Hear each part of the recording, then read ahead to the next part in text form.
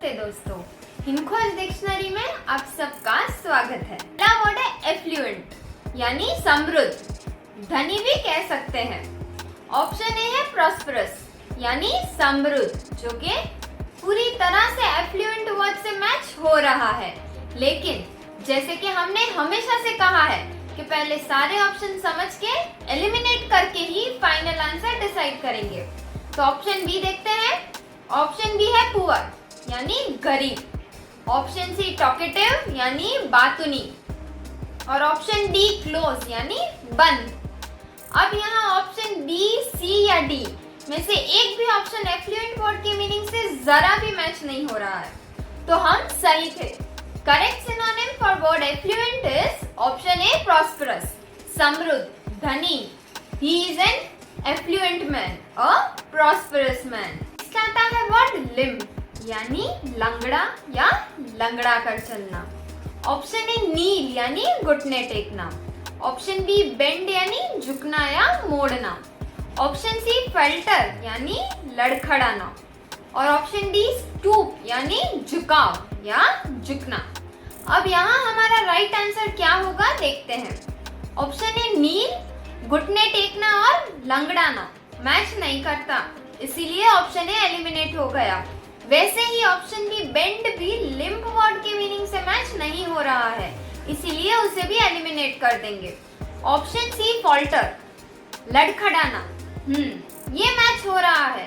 लंगड़ाना और लड़खड़ाना यानी ऐसा जो सही तरह से चल नहीं पा रहा है। दोनों वर्ड के मीनिंग सिमिलर है। एक बार ऑप्शन डी चेक करेंगे और फिर फाइनल आंसर डिसाइड करेंगे। ऑप्शन डी स्टूप, झुकाव, नहीं, ये भी मैच नहीं हो रहा है। थोड़ा ऑप्शन बी के सिमिलर है, इसीलिए ऑप्शन डी भी एलिमिनेट हो जाता है। Okay, so the correct synonym for limp is option C falter, लड़खड़ाना, लंगड़ाना। You will be racing against the best and you can't afford to falter, to limp even a little. Next आता है word infrequent यानी कभी कभी, जो सामान्य नहीं होता वैसे ही। ठीक है, ये क्वेश्चन रेलवेज एग्जाम 1996 में पूछा गया था। ऑप्शन ए है नेवर यानी कभी नहीं। यहाँ ऑप्शन ए क्लियरली एलिमिनेट हो गया, क्योंकि कभी नहीं और कभी कभी में अंतर है, ये मीनिंग एक समान नहीं है, इसीलिए ओके। ऑप्शन बी है यूजुअल यानी सामान्य। अब कभी कभी जो हो वो सामान्य होगा क्या? नहीं ना, इसीलिए इसे भी एलिमिनेट करेंगे। ओके। ऑप्शन सी है रेयर यानी दुर्लभ, यानी जो ज्यादा संख्या में ना हो, जैसे कहते हैं ना रेयर टैलेंट या we meet on rare occasion. अब रेयर और इनफ्रीक्वेंट मैच होता है क्या? नहीं, ये मैच नहीं होता, क्योंकि रेयर यानी जो सामान्य नहीं है, वो बहुत अनकॉमन और इनफ्रीक्वेंट यानी जो कभी कभी होता हो वैसा। अब जैसे इनफ्रीक्वेंट विजिटर कह सकते हैं, पर क्या हम रेयर विजिटर्स कह सकते हैं? नहीं ना, इसीलिए दोनों ही वर्ड के मीनिंग में अंतर है, तो ऑप्शन सी भी एलिमिनेट हो जाता है। ऑप्शन डी है समटाइम्स यानी कभी कभी, कुछ ऐसा जो कभी कभार होता हो। ये ऑप्शन एकदम ही इनफ्रीक्वेंट वर्ड से मैच करता है। So the correct synonym for infrequent is option D sometimes, कभी कभी। Rain is infrequent in this normally hot dry region of the world. Sometimes it rains in this region. Next आता है word massacre यानी कत्लेआम, हत्याकांड, किसी की हत्या करना। ऑप्शन ए है स्टैब यानी छुरा खोपना, कहते हैं ना पीठ पीछे छुरा खोपना, वही। ऑप्शन बी है स्लॉटर यानी हत्या करना, कत्लेआम, किसी को जान से मारना। ऑप्शन सी है मर्डर यानी भी हत्या करना होता है। ऑप्शन डी है एसेसिनेट, इसका मीनिंग भी हत्या करना होता है, पर छुप के, किसी की छुप के हत्या करना। यहाँ ऑप्शन ए क्लियरली एलिमिनेट हो जाता है और बाकी के ऑप्शन में थोड़ा कंफ्यूजन हो रहा है ना, उस कंफ्यूजन को हम क्लियर करेंगे। पहले आपको बता दूं कि यहाँ मैसेकर वर्ड से ऑप्शन बी मैच करता है, हमारा सही आंसर है। बाकी ऑप्शंस को हमने इसीलिए एलिमिनेट किया क्योंकि ऑप्शन सी मर्डर, हत्या करना, यहाँ हत्या सोच समझ के जानकर की जाती है, जबकि मैसेकर को अगर डिटेल में समझे तो यहाँ भी हत्या की जाती है, मगर बिना कुछ सोचे समझे हिंसा होती है। यानी कि कितनी संख्या में कितने लोगों की हत्या हो रही है कुछ नहीं पता होता, इसीलिए मर्डर वर्ड उस वर्ड से मैच नहीं होता और हम मर्डर को एलिमिनेट करते हैं। क्लियर है सबको? गुड। ऑप्शन डी एसेसिनेट भी एलिमिनेट हुआ क्योंकि वहां छुपकर हत्या की जाती है, कपट से किया जाता है। अब यहाँ मंशा अच्छी बुरी कुछ भी हो सकती है, पर सोच समझ के किया जाता है, इसीलिए इसे भी हम एलिमिनेट करेंगे। ऑप्शन बी स्लॉटर यानी हत्या, एनिमल्स की हत्या करना बिना सोचे समझे। So the correct synonym for massacre is option B, slaughter, कत्लेआम, हत्याकांड. They caught the terrorist who was responsible for the massacre, who slaughtered and placed him under arrest. आता है what belittle यानी कम हो जाना, मूल्य घटना, किसी को अपमानजनक बातों से नीचा दिखाना। ऑप्शन ए है डिविनाइज यानी घटाना, कम करना। ध्यान से समझना यहाँ मीनिंग, घटाना है, घटना नहीं है। ओके, घटाना, कम करना। ऑप्शन बी है मॉक यानी नकली, वो मॉक टेस्ट कहते हैं ना, दिखावटी जैसा। ऑप्शन सी डिस्पैरेज यानी उपेक्षा करना, नीचा दिखाना, किसी को अपमानित करना। ऑप्शन डी स्कॉफ यानी उपहास, मजाक। सो यहाँ क्लियरली मीनिंग समझने के बाद आंसर पता चल रहा है कि ऑप्शन सी है, डिस्पैरेज। हम देखेंगे कि हमने ऑप्शन ए, बी और डी को क्यों एलिमिनेट किया। डिविनाइज यानी घटना होता है और बिलिटल में जानकर समझकर किसी को नीचा दिखाना होता है, और ये दोनों ही बातें मैच नहीं करती। वैसे ही क्लियरली मॉक और स्कॉफ वर्ड भी मैच नहीं होते, इसीलिए ऑप्शन ए, बी और डी एलिमिनेट हो जाता है। So the correct synonym for the word belittle is option C, disparage, उपेक्षा करना, नीचा दिखाना। It is wrong to belittle, to disparage. आता है वर्ड रिवाइज यानी संशोधन, दोबारा विचार करना। करते हैं ना कभी कभी कुछ डिसीजंस, कोई काम रीथिंक करते हैं, जरूरत पड़े तो करेक्शंस भी करते हैं, वो होता है रिवाइज। ऑप्शन ए है एडिट यानी संपादन करना। ऑप्शन बी ऑल्टर यानी बदलना या परिवर्तन करना। ऑप्शन सी करेक्ट यानी सही। ऑप्शन डी है रिकंसिडर यानी पुनः विचार करना, जैसे रिकंसिडर योर डिसीजन, रीथिंक। यहाँ हमारा करेक्ट आंसर क्या होगा, चलिए देखते हैं। ऑप्शन ए एडिट, संपादन करना, रिवाइज वर्ड की मीनिंग से मैच नहीं करता, इसीलिए एलिमिनेट हुआ। ऑप्शन बी ऑल्टर, परिवर्तन करना, रिवाइज से मैच करता है। परिवर्तन करना या दोबारा विचार करना, चेंजेस करना, बदलना, मैच तो हो रहा है। ऑप्शन सी करेक्ट, तो क्लियरली मैच हो रहा है, क्लियरली मैच नहीं करता। और ऑप्शन डी रिकंसिडर यानी रीथिंक करना, एक सेकंड थॉट लेना, ये भी रिवाइज से मैच नहीं करता, इसीलिए option C and option D eliminate हो जाता है। ऑप्शन सी करेक्ट मैच नहीं करता है ऐसा कहा मैंने, इसीलिए option C and D eliminate हो जाता है। So the correct synonym for revise is option B alter. Government में रिवाइज में ऑल्टर दिस पॉलिसी। नेक्स्ट आता है वर्ड डिस्टिंग्विश यानी अंतर करना, भेद करना। ऑप्शन ए है डार्कन यानी अंधकार। अब अंधकार और अंतर करना बिल्कुल ही मैच नहीं करते, ऑप्शन ए क्लियरली एलिमिनेट हो जाता है। ऑप्शन बी एबॉलिश यानी समाप्त करना, एबॉलिश चाइल्ड मैरिज, बाल विवाह समाप्त करना, ये भी डिस्टिंग्विश से मैच नहीं करता, इसीलिए एलिमिनेट करते हैं। ऑप्शन सी डिफरेंशिएट यानी अंतर, अलग करना, ये डिस्टिंग्विश से मैच करता है। एक बार ऑप्शन डी देख लेते हैं फिर डिसाइड करेंगे। ऑप्शन डी कंफ्यूज यानी भ्रमित करना, confuse in selecting correct answer, इसे हम क्लियरली रिलेट कर सकते हैं, है ना। तो समझते ही पता चल गया कि ये डिस्टिंग्विश से तो मैच नहीं करता और एलिमिनेट हो जाता है। So the correct synonym for distinguish is option C, differentiate, अंतर करना। I can easily distinguish, easily differentiate correct answer from the options. Next आता है word accuse यानी आरोप, किसी को अपराधी ठहराना। कहते हैं ना he is accused of murder, खून करने का आरोप है इसमें, इस पे। ऑप्शंस देखते हैं। ऑप्शन ए है absolve यानी दोष मुक्त करना। ऑप्शन बी एक्सोनरेट यानी मुक्त करना। ऑप्शन सी विंडिकेट यानी साबित करना। ऑप्शन डी इम्पीच यानी दोषी ठहराना, किसी पे संदेह करना, शक करना। यहाँ मीनिंग समझते ही आंसर बिल्कुल क्लियर पता चल रहा है ना? हम ऑप्शन ए, बी और सी को एलिमिनेट करेंगे क्योंकि दोष मुक्त करना या मुक्त होना या कुछ साबित करना, इनमें से कुछ भी आरोप एक्यूज से मैच नहीं करता, बल्कि उसके मीनिंग से उल्टा ही है। So the correct synonym for accuse is option D impeach, अपराधी ठहराना, दोषी ठहराना।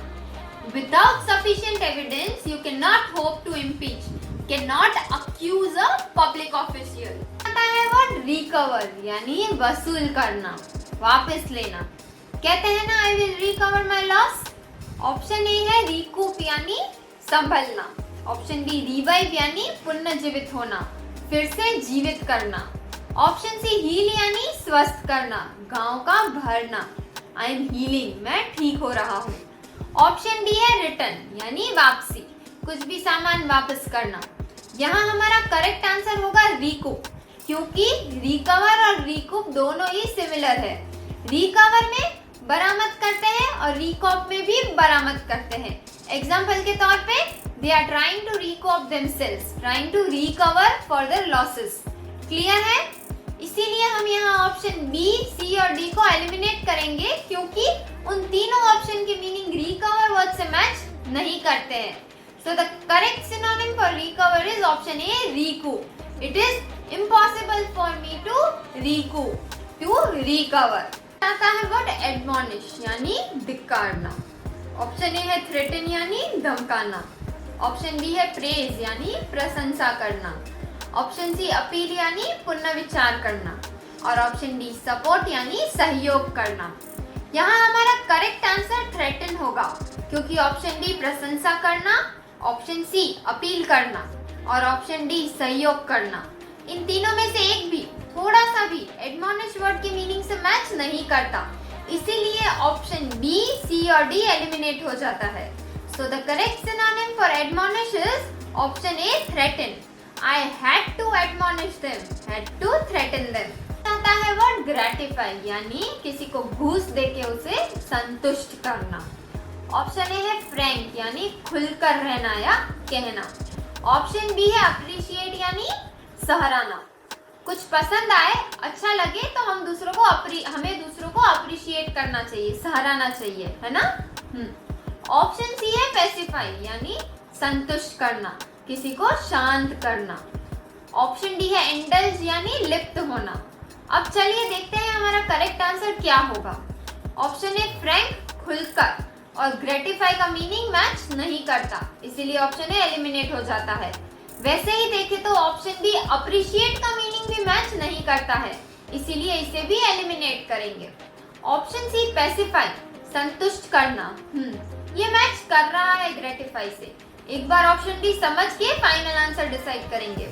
ऑप्शन डी है इंडल्ज लिप्त होना, नहीं, ये ऑप्शन भी मैच नहीं करता, इसीलिए हम ऑप्शन डी को भी एलिमिनेट करेंगे। So yes, the correct synonym for gratify is option C pacify, संतुष्ट करना।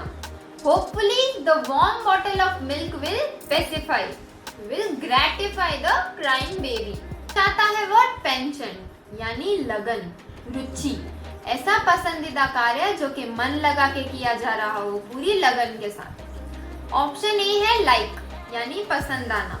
ऑप्शन बी ईगरनेस यानी उत्सुकता, कुछ करने की आतुरता। ऑप्शन सी डिसेबिलिटी यानी विकलांगता, कुछ करने में असक्षम। ऑप्शन डी है डिसलाइक यानी नापसंद आना। चलिए करेक्ट आंसर क्या होगा देखते हैं। अब मीनिंग समझने के बाद हम फिर से ऑप्शंस को देखें। अगर तो ईगरनेस, डिसेबिलिटी और डिसलाइक ये तीनों वर्ड्स पेंशन से मैच नहीं करते, डिसेबिलिटी और डिसलाइक तो क्लियरली एलिमिनेट हो जाता है। वैसे ही ईगरनेस में करने की उत्सुकता होती है, अब उत्सुकता में और मन लगा के कार्य करने में फर्क होता है, इसीलिए ईगरनेस भी एलिमिनेट हो जाता है। अब बचा ऑप्शन ए लाइक, पसंद आना, ये मैच करता है। और अगर डाउट हो भी तो हमें ऑप्शंस एलिमिनेट करके भी पता चल जा रहा है कि ऑप्शन ए क्लियरली सही है, क्योंकि जैसे कि हमने देखा बाकी के ऑप्शंस तो क्लोजली भी मैच नहीं हो रहे हैं. Okay, so the correct synonym for penchant is option A, like. She has a penchant for games. She likes game. Next आता है वर्ड बार्टर, यानी सामान के अदल बदल का व्यापार. पुराने समय में पैसे, मुद्रा नहीं थी, तब अगर किसी को कुछ चाहिए तो वो एक चीज देके बदले में दूसरी चीज लेते थे. जैसे चावल देके दाल लेना, उसे बार्टर कहा जाता है. ओके, ऑप्शंस देखते हैं. ऑप्शन ए है डील, यानी सौदा करना. ऑप्शन बी है रिटर्न, यानी वापसी, कुछ भी वापस करना या वापस जाना. ऑप्शन सी है लैंड, यानी देना, जैसे किराए पे देना या किसी को उधार देना, वो होता है लैंड. ऑप्शन डी है एक्सचेंज, यानी लेन देन, किसी चीज का आदान प्रदान करना. मीनिंग समझते ही करेक्ट आंसर पता चला क्या है. करेक्ट आंसर एक्सचेंज है.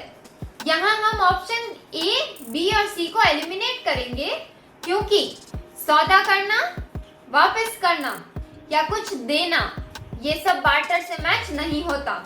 और इनमें मुद्रा, पैसे से कार्य किया जाता है, जो कि बार्टर में नहीं होता. इसीलिए एक्सचेंज में एक चीज दी, उसके बदले में दूसरी ली, क्लोजली बार्टर से मैच होता है. So the correct synonym for barter is option D, exchange. The homeless man held a sign that suggested he would barter his handyman services for a good meal. बेघर आदमी के पास पैसे नहीं थे, इसीलिए वो सर्विस दे के अपने खाने का इंतजाम करने की तैयारी कर रहा था. Barter of service for food. है वर्ड अनकॉन्शनेबल, यानी अनुचित या अत्यंत या बहुत. तो ऑप्शंस देखते हैं. पहला ऑप्शन है डिस्टेस्टफुल, यानी अप्रिय, जिसका कोई स्वाद नहीं. सो ये ऑप्शन सीधे एलिमिनेट करते हैं.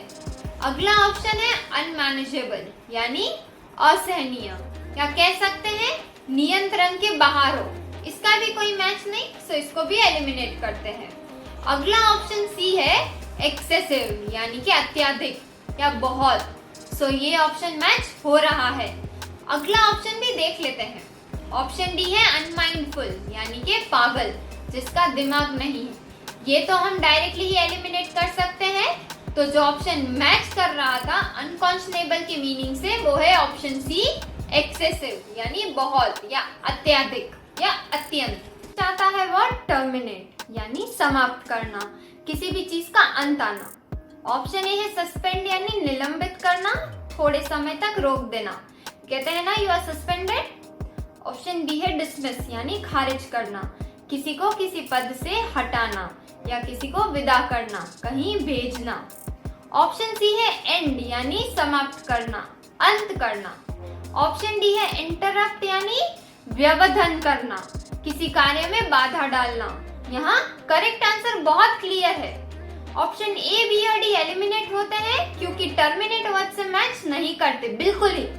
So the correct synonym for terminate is option C, end. To save the mother, the doctor must terminate, must end the life of the unborn child. Dank, यानी नम, गीला सा. कहते हैं ना, आंखें नम हो गई है. ऑप्शन ए है डेंजरस, यानी खतरनाक. ये क्लियरली गलत आंसर है, एलिमिनेट हो जाता है. ऑप्शन बी अगली, यानी बदसूरत. ये भी मैच नहीं करता, एलिमिनेट करेंगे. ऑप्शन सी प्लंडर, यानी लूट, लूट का माल. ये भी मैच नहीं करता, एलिमिनेट करेंगे. ऑप्शन डी डैम, यानी नम. क्लियरली मैच हो रहा है पूरी तरह से. So the correct synonym for dank is option D damp, नम, मॉइस्ट, गीला सा. The basement is damp because of the power outage and the leaky pipes. आता है वर्ड बाउंटी, यानी इनाम, उपहार, जो सबको ही पसंद आते हैं, है ना. चलिए ऑप्शंस देखते हैं. ऑप्शन ए है डोनेशन, यानी दान. ऑप्शन बी गिफ्ट, यानी उपहार. हाँ, यही करेक्ट आंसर है, मैच हो रहा है. लेकिन फिर भी एक बार बाकी के ऑप्शंस हमेशा ही चेक करेंगे. ऑप्शन सी है प्लेजर, यानी खुशी, आनंद का अनुभव. और ऑप्शन डी है रिवॉर्ड, यानी इनाम. यहाँ रिवॉर्ड को हम एलिमिनेट करेंगे, क्योंकि रिवॉर्ड तब दिया जाता है जब कोई कार्य अच्छे से किया गया हो, किसी कार्य में वैल्यू ऐड हुई हो। जबकि बाउंटी, जिसका मतलब इनाम है, वहाँ वॉलेंटरीली, कभी भी इच्छा से इनाम दिया जाता है, किसी कार्य से कुछ भी संबंध नहीं इसका। क्लियर है? तो ऑप्शन ए, सी और डी एलिमिनेट हुए ना? Okay, so the correct synonym for bounty is option B, gift. The farmer and his wife would have food for several months after bringing a huge bounty gift during harvest. चाहता है word DV, यानी हिस्सेदार होना, सूद। Option A है selfless, यानी निस्वार्थ। Option B है foolish, यानी मूर्ख। ऑप्शन सी है फॉलोअर, यानी अनुगमी, पालन करने वाला। ऑप्शन डी है पायोनियर, यानी प्रथम अन्वेषक। यहाँ करेक्ट आंसर क्या होगा देखेंगे। ऑप्शन ए सेल्फलेस, निस्वार्थ, ये ऑप्शन डिवी से मैच नहीं करता, इसीलिए ऑप्शन ए एलिमिनेट करते हैं। ओके। ऑप्शन बी फुलिश, मूर्ख, ये भी मैच नहीं होता, इसीलिए ऑप्शन डी भी एलिमिनेट हो जाता है। वैसे ही ऑप्शन सी फॉलोअर भी मैच नहीं होता है। ऑप्शन डी पायोनियर, प्रथम अन्वेषक, ये मैच हो रहा है डिवी से। So the correct synonym for DV is option D, pioneer. चाहता है वर्ड ऑब्जेक्ट, यानी एतराज करना। कहते हैं ना, आई ऑब्जेक्ट, मुझे एतराज है। ऑप्शन ए है डिसोबे, यानी आज्ञा भंग करना। अब आज्ञा भंग करना और एतराज करना दोनों ही अलग बातें हुई, इसीलिए ऑप्शन ए एलिमिनेट करते हैं। ऑप्शन बी चैलेंज, यानी चुनौती। अब ये वर्ड तो कहीं से भी ऑब्जेक्ट वर्ड्स की मीनिंग से मैच नहीं करता, इसीलिए इसे भी एलिमिनेट करेंगे। ओके। ऑप्शन सी है डिनाई, यानी नकारना, मना करना। ऑब्जेक्ट यानी जैसे कि हमने समझा एतराज करना होता है, नकारना नहीं होता, इसीलिए हम ऑप्शन सी डिनाई को भी एलिमिनेट करेंगे। ओके। ऑप्शन डी है डिसअप्रूव, यानी अस्वीकार करना, किसी भी बात में अपनी नामंजूरी जताना। ये मीनिंग ऑब्जेक्ट से मैच करता है। So the correct synonym for object is option D, disapprove. I know my parents would disapprove, they would object. आता है वर्ड रेंज, यानी सीमा, यानी जगह या सरहद या एक विस्तार। ऑप्शंस देखते हैं। ऑप्शन ए है लेवल, यानी स्तर, दर्जा। ऑप्शन बी है एक्सपांस, यानी प्रहसर या विस्तार। ऑप्शन सी है ग्रेड, यानी श्रेणी। ऑप्शन डी है स्टैंडिंग, यानी खड़ा। तो इन सब में रेंज वर्ड का मीनिंग कौन से वर्ड से मैच हो रहा है? ऑप्शन बी एक्सपांस, यानी कि विस्तार। So the correct answer will be expanse. The plant once ranged across the island. The plant once expanded across the island. है word bash, यानी जोर से मारना। ऑप्शन ए है स्ट्राइक, यानी धरना, किसी को घूसा मारना, प्रहार करना। यहाँ तो ऑप्शन ए बैश वर्ड के मीनिंग से मैच कर रहा है, लेकिन फिर भी एक बार बाकी के वर्ड्स की मीनिंग समझेंगे। ऑप्शन बी है नेग्लेक्ट, यानी उपेक्षा। नेग्लेक्ट वर्ड तो बैश से बिल्कुल ही मैच नहीं हो रहा है। ऑप्शन सी इग्नोर, यानी नजरअंदाज करना, अनदेखा करना, ये भी बिल्कुल मैच नहीं करता। ऑप्शन डी एम्ब्रेस, यानी अंगीकार करना, ये भी मैच नहीं करता।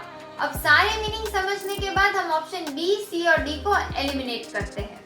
So the correct synonym for bash is option A, strike. I will bash her head, strike her head. आता है वर्ड हीगल, यानी झंझट करना, कुछ खरीदने से पहले सौदेबाजी करना। ऑप्शन ए है पोस्टपोन, यानी टालना, जैसे पोस्टपोन द मीटिंग या postpone the plan. Option B है एक्सेप्ट, यानी स्वीकार करना। ऑप्शन सी है बार्गेन, यानी तोलमोल करना, तोलमोल करके सौदा तय करना। बार्गेन तो सभी करते होंगे, करते हैं ना। ऑप्शन डी है रिजेक्ट, यानी अस्वीकार। अब यहाँ करेक्ट आंसर पता चला आपको। हेगल वर्ड का मीनिंग बार्गेन से मैच हो रहा है ना।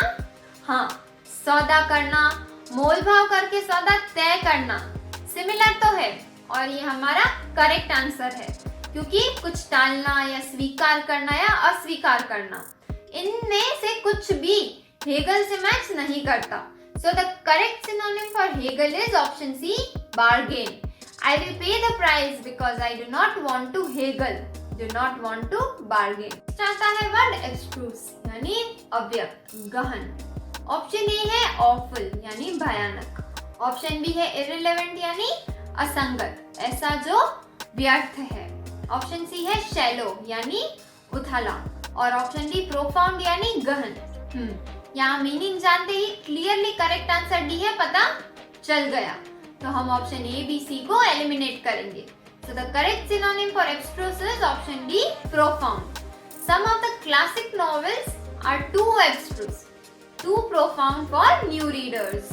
चाहता है वर्ड योब यानी गुंडा, असभ्य युवक। ऑप्शन ए है annoyed यानी नाराज होना, किसी से तंग हो जाना। ऑप्शन बी है इंटेलिजेंट यानी बुद्धिमान। ऑप्शन सी हम्बल यानी विनीत, नम्र। ऑप्शन डी है एग्रेसिव यानी आक्रामक। क्या होगा करेक्ट आंसर यहाँ? ऑप्शन ए एनॉयड तो यॉब से मैच नहीं हो रहा, वैसे ही ऑप्शन बी इंटेलिजेंट भी मैच नहीं हो रहा है। ऑप्शन सी हम्बल भी यॉब से मैच नहीं कर रहा, बचा ऑप्शन डी एग्रेसिव और यॉब मैच हो रहे हैं, इसीलिए हम ऑप्शन ए बी और सी को एलिमिनेट करेंगे। So the correct synonym for yob is option D aggressive, violent. Yob deserve to be locked up. Last में आता है वर्ड एपिजी यानी चरमोत्कर्ष, पराकाष्ठा। सिंपल वर्ड्स में कहे तो क्लाइमेक्स। ऑप्शन देखते हैं, ऑप्शन ए है क्लाइमेक्स, क्लियरली मैच हो रहा है ये ऑप्शन क्लाइमेक्स यानी उत्कर्ष, चरण सीमा, और ये करेक्ट आंसर है भी। फिर भी हम जानेंगे कि हमने बाकी के ऑप्शंस को क्यों एलिमिनेट किया। ऑप्शन बी बिगनिंग यानी शुरू करना, शुरुआत, ये वर्ड एपीजी से मैच नहीं करता। मिडल यानी मध्य, ये भी मैच नहीं करता। और बॉटम यानी तल, ताल, सबसे नीचे, ये भी मैच नहीं करता। Clearly correct synonym for APG is option A climax. The APG, the climax of my happiness was when I married the love of my life. तो ये था हमारा आज का सेशन। उम्मीद है आपको समझ आया होगा, आपके कई सारे डाउट्स क्लियर हुए होंगे। आज का सेशन हमारा आर.एस. अग्रवाल का प्रैक्टिस सेट था। आर.एस. अग्रवाल के प्रैक्टिस सेट जो कि सिनोनिम से रिलेटेड है, और भी वीडियोस है, डिस्क्रिप्शन में लिंक दी हुई है, आप चेक कर सकते हैं। तो ये वीडियो अगर आपको समझ आया हो, पसंद आया हो, तो इसे लाइक, शेयर और कमेंट जरूर कीजिएगा। हमारे चैनल को सब्सक्राइब कर लीजिए और बेल आइकन तुरंत ही प्रेस कर लें, ताकि हमारे अपकमिंग नोटिफिकेशंस आपको तुरंत मिलते रहे। तो अब हम फिर मिलेंगे नए वीडियो के साथ। धन्यवाद।